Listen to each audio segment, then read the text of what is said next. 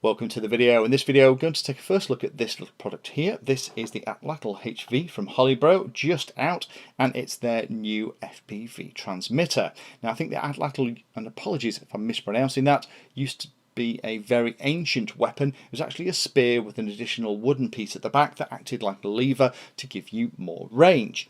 But this is an FPV transmitter that has some cute tricks up its sleeve and is very similar to a couple of others that we've already talked about on the channel, in that not only does it have very widely selectable power outputs and channel and band changes that you can all do using a little button on the unit itself, although I wouldn't advise that, and we'll talk about that more in a second. You can connect it up to your flight controller and then directly control all of the settings and how it operates from the OSD from either Betaflight or CleanFlight. Now, there are two other FPV transmitters that we've already looked at that kind of do the same thing. The first one is the TBS Unified Pro. That at the moment is going for about £28-29. There's also then the Tramp HV from Immersion RC. Now, we looked at that a while ago, and that's a really nice transmitter. That's very capable, and I have an awful lot of Immersion RC stuff as well, so that's working pretty well. That's about £34-35, and then we have this one here, which is selling for about £26-27. So at the moment, with the pricing as it is, it's the cheapest of the bunch. So let me very quickly go through the specs and then spend a little bit of time talking about how you wire this guy up. What comes in the box is you get the FPV transmitter itself, you get a bag of bits which includes a very impressive heatsink. It's only about 5mm deep, but when you mount it you will have to take account of that. And also there's a little flying lead as well, so that you can mount this on your craft wherever you need to. So let's have a look at the specs. The mounting holes on this thing are standard 30.5mm, so that means if you have your flight controller, you can mount it directly above. Again, remember you're going to need an extra 5 or 6mm on top if you go into the heatsink as well. The FPV transmitter has 40 channels and power selectable from about 15 to 600 milliwatts. It's this kind of a pit mode. You can test and make sure it's all working in the pits, and when you power it up it doesn't completely destroy the FPV signal of one of your mates who's already flying. The HV is all about the wide input voltage, which is starting to become a lot more common on FPV transmitters these days. It'll run from anything from 7 to 42 volts, so just connect it up to the main battery power that's powering the entire quad and you should be fine. Just under 11 grams in weight. The settings are selectable, go on camera, using this little key here on the unit itself. It's not a particularly robust little thing. I definitely wouldn't change the settings using the key an awful lot, and let's be honest, if you're going to have it mounted above your flight controller stuck in the middle of your frame, you're not going to be able to get to it anyway. So I think the primary way of changing the settings on this is going to be using the on-screen display in either Betaflight or something like CleanFlight. So let me talk a little bit about how you are going to wire this thing up to your flight controller, because they have tried to make it quite easy, but there's a couple of little gotchas that I've noticed when I've been playing with it here. So here is the diagram where we have the Atlatl HV, we have a camera, and we have a flight controller. And the four leads that come out of the FPV video transmitter are red, black, yellow and blue. The red and black are for power, so that's pretty straightforward. Again, it'll run on anything from 7 to 42 volts. So just connect that to the battery or anything that's going to have the main battery voltage on it, on a power distribution board or whatever.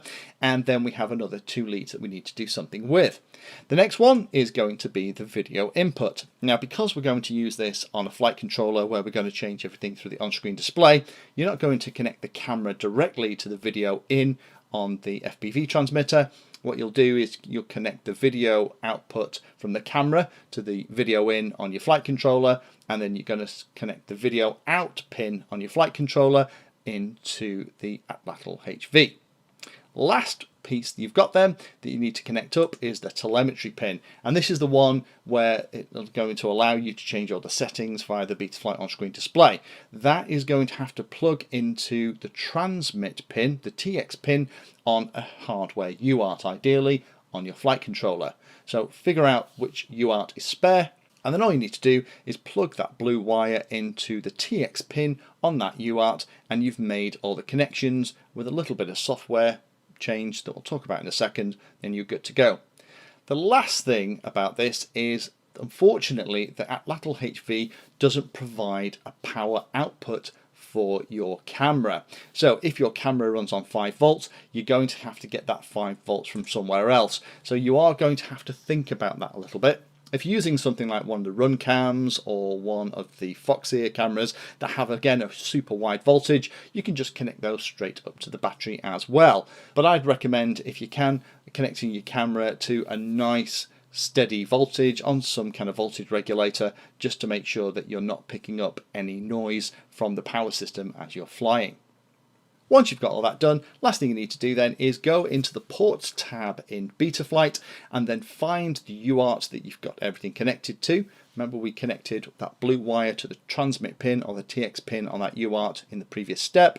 Find that UART in the list, and then in peripherals, select the drop down box and select IRC Tramp, because this little video transmitter talks the same protocol as the Immersion RC Tramp HV unit that we've already looked at on the channel. So by selecting that, when you then go into the on-screen display in Betaflight, start changing all the settings and then saving those, it will then update those settings, whether the band, frequency, the power that you're using and whatnot, on the Atlatl HV itself.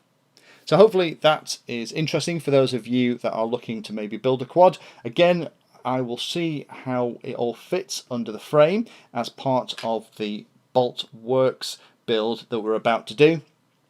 I think if I can get it to fit, it's going to provide a very neat little stack, and rather than me have to try and velcro something like a Tramp HV into that nice bubble canopy that they have on that frame, this can sit above the flight controller and be nice and safe out the way and be mounted securely. So hopefully we'll see this board again in that build, but for those of you that have got one and are trying to figure out how to wire it all together, hopefully that helps. Thank you for taking the time to watch that video, and particularly for watching right to the very end. We try and release a video on Tuesday and Friday, and sometimes we'll release 1 or 2 extra ones in a week as well. All of the videos on the channel are organised into easy to use playlists, so do have a look in there, because if you're interested in a subject, we organise all the videos on that subject so you can find them easily all together in one place. If you like what we're doing, then please like and subscribe and tell others about the channel so they can come and join as well. We're available in all of the usual social media places, particularly in places like Instagram, Twitter, and we also share all of our 3D designs on Thingiverse.